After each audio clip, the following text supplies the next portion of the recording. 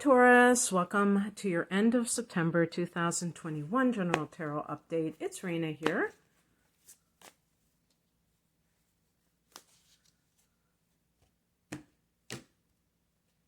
So we're having that full moon in oh my gosh. This looks like this is going to be very, I was going to say fruitful for you.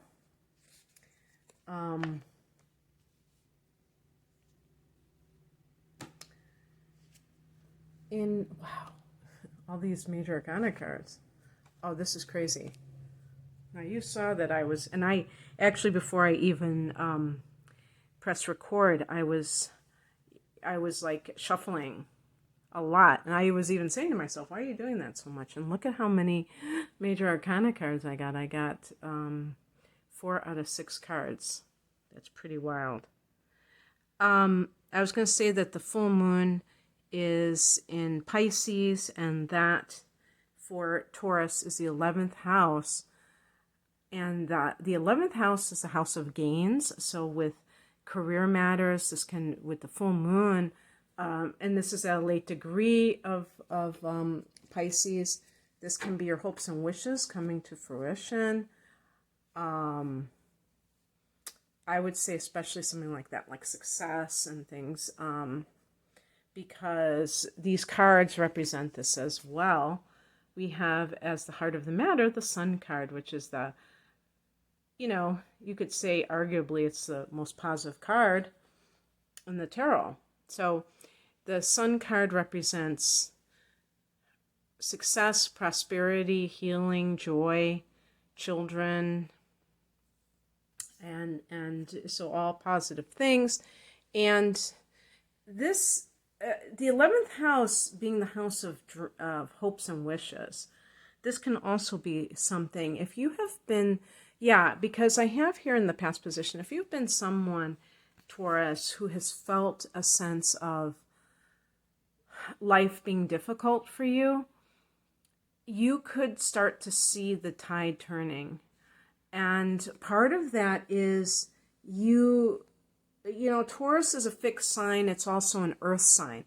So you might be, I don't know if cynical is the proper word, but it might be hard for you sometimes to believe in something that is not right there in the third dimension. You know what I mean? That is with the 5 senses.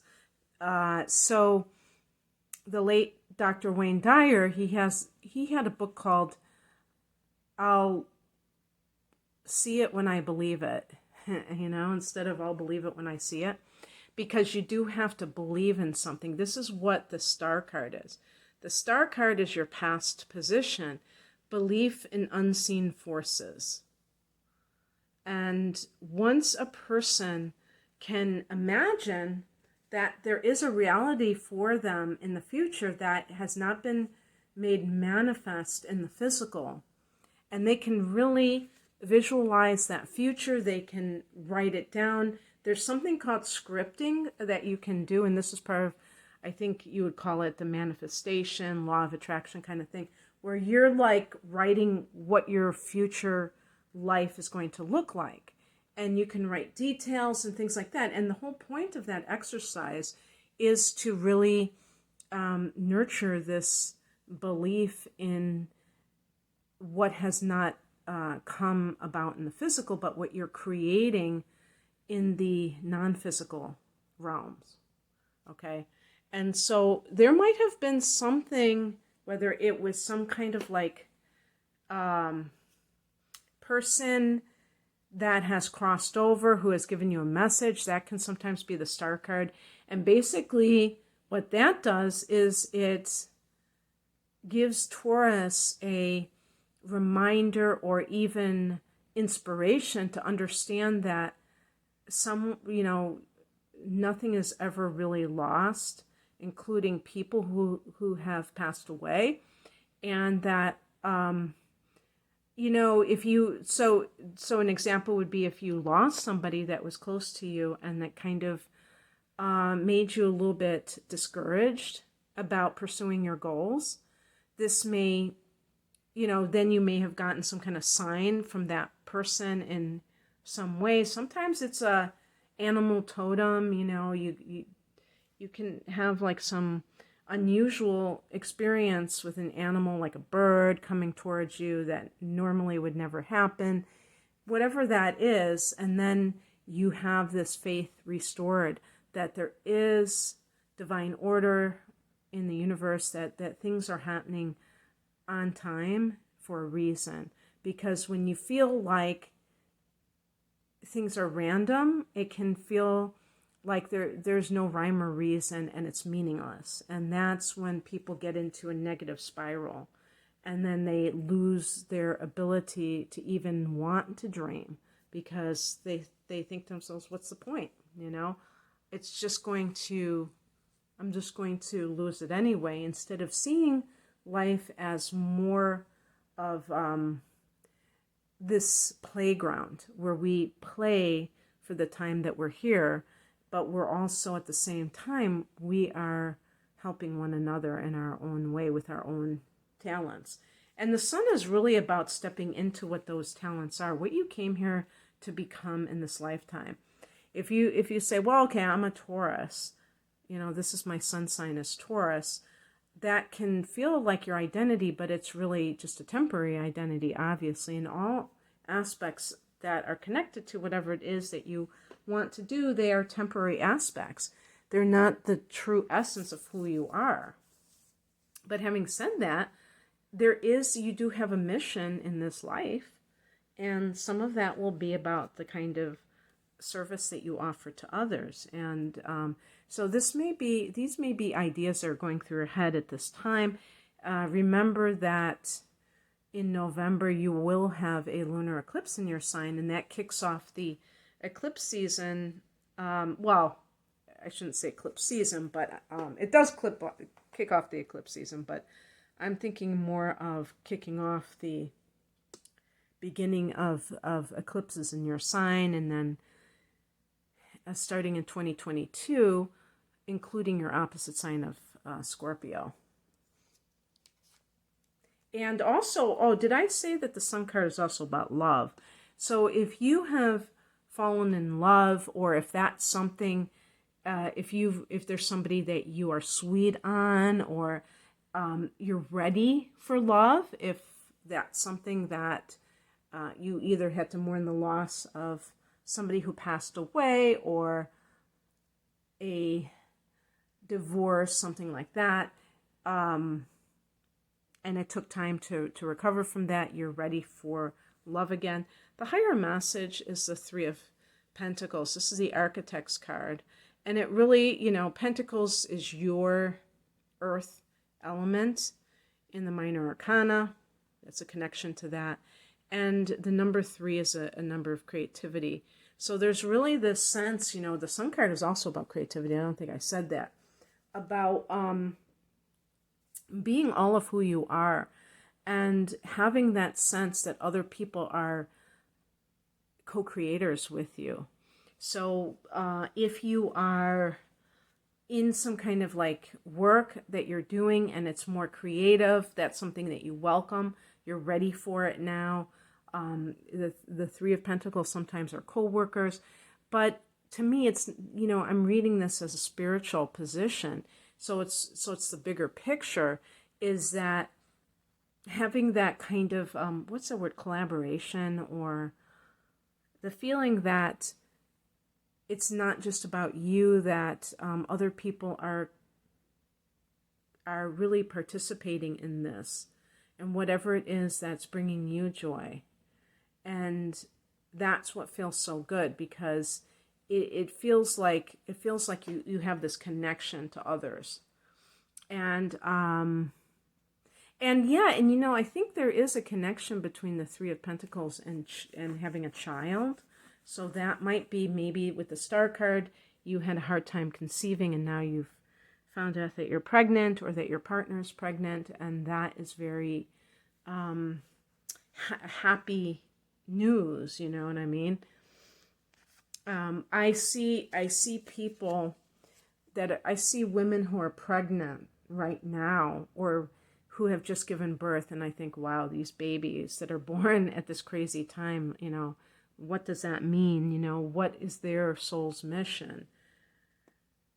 And it's amazing, because to me, it just shows that the cycle of life is never ending, even in these very crazy times.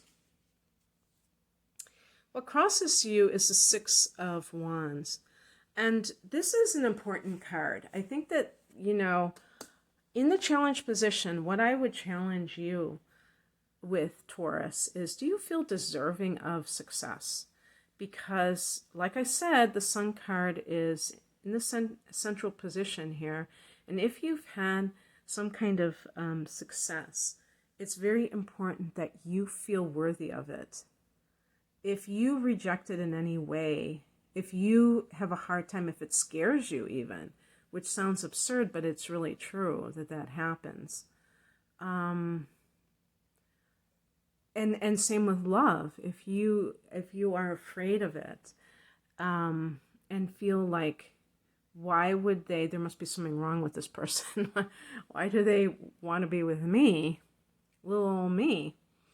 Then that's something that you have to really look into, however you choose to do so, because that can be a self-defeating pattern.